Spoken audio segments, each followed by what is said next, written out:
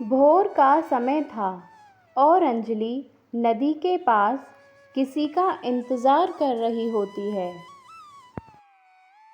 पता नहीं क्यों मेरा मन बेचैन हो रहा है। ऐसा लग रहा है जैसे कुछ गलत होने वाला है। अंजलि थोड़ी परेशान लग रही होती है और वहीं टहल रही होती है कि तभी वहाँ उसका प्रेमी आदित्य आ जाता है और कहने लगता है, माफ़ करना अंजलि, मुझे आने में थोड़ी देरी हो गई। वो अचानक से रास्ते में मुझे सांप मिल गया था, इसलिए मुझे थोड़ी सी देरी हो गई।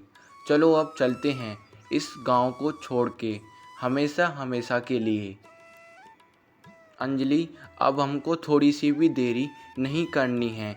जल्दी चलो यहाँ से, वरना कोई यहाँ हमको अकेले एक साथ देख लेगा। फिर अंजलि बोलती है, रुको आदित्य, पता नहीं क्यों लेकिन मुझे भागना सही नहीं लग रहा है। फिर आदित्य कहता है, ये तुम क्या कह रही हो अंजलि? तुमको ये अच्छे से पता है ना कि अगर हम इस गांव से नहीं भागे तो मेरे पिताजी तुमसे कभी मेरी शादी नहीं होने देंगे। तुमको पता है ना अंजलि कि मेरे पिताजी तुमसे कितनी ज़्यादा नफ़रत करते हैं। वो तो तुमको देखना भी पसंद नहीं करते हैं और तुम कह रही हो कि हम भागे नहीं। अगर हम भागेंगे नहीं तो हम दोनों की शादी कैसे होगी, बताओ तुम मुझे। और मैंने कुछ घर से सोने की मुद्राएं भी ले ली हैं, जिससे हम वहाँ जाके एक नया अच्छा सा घर खरीद लेंगे और उसमें रह लेंगे। तुम सब कुछ मेरे हवाले छोड़ दो। मैंने सब कुछ इंतज़ाम करके रखा हुआ है और आराम से अपनी ज़िंदगी गुजारेंगे। अंजलि फिर बोलती है,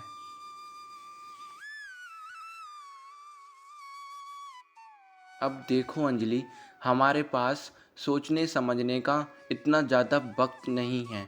यहाँ पे कभी भी गांव का कोई भी इंसान आ सकता है और अगर वो हम दोनों को एक साथ यहाँ देख लेगा तो वो जाके मेरे पिताजी से सब कुछ कह देगा और फिर मेरे पिताजी हम दोनों को हमेशा हमेशा के लिए अलग कर देंगे। तुम मुझसे प्यार करती हो ना, मुझसे शादी करना चाहती हो ना, तो फिर सोचने वाली बात नहीं है।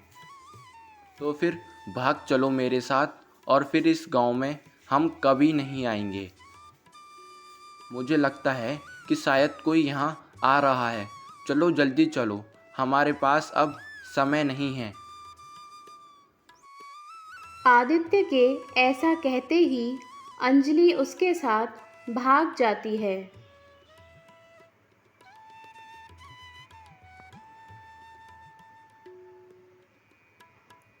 हे भगवान, हे भगवान, ये क्या हो गया?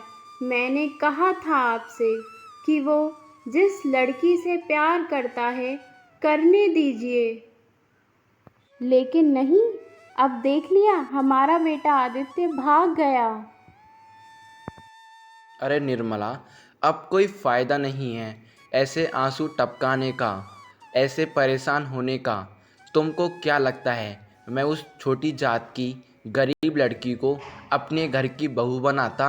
हाँ, तुम्हारा कहने का तो मतलब ये ही है। ऐसा मैं ज़िंदगी में कभी नहीं करता, चाहे मैं मर ही क्यों ना जाता। वो भाग गया तो उसे भागने दो। नहीं, शादी तो वो उससे अब भी नहीं कर सकता। निर्मला, तुमको क्या लगता है कि मैं उससे कुछ नहीं कहूँगा? उसने बहुत ही अच्छा काम किया है जो मैं उसे ऐसे ही छोड़ दूँगा। बिल्कुल भी नहीं। नहीं मैं गांव में उसकी शादी होने देता और ना ही मैं जहाँ वो गया होगा वहाँ होने दूँगा। उसकी शादी तो मैं कभी नहीं होने दूँगा। चाहे फिर वो मेरा बेटा ही क्यों ना हो, मैं उसे जान से मारने में एक बार भी नहीं सोचूंगा। अरे उसके पास किस चीज़ की कमी थी ना ही उसके पास लड़कियों की कोई कमी थी। उसके पास इतना सारा धन दौलत है। मैंने कहा था कि मैं तेरे लिए बहुत ही सुंदर लड़की लाऊंगा, लेकिन नहीं, उसने मेरी बात नहीं सुनी, तो मैं भी अब उसकी बात नहीं सुनूंगा। मैं उसे अब जान से मार दूंगा। मैं अपने आदमियों को आज ही वहाँ भेज रहा हूँ, और जैसे ही वो मेरे आदमियों को दिखेगा, वो उसे तुरंत जान से मार देंगे, और साथ ही में उस लड़की को भी।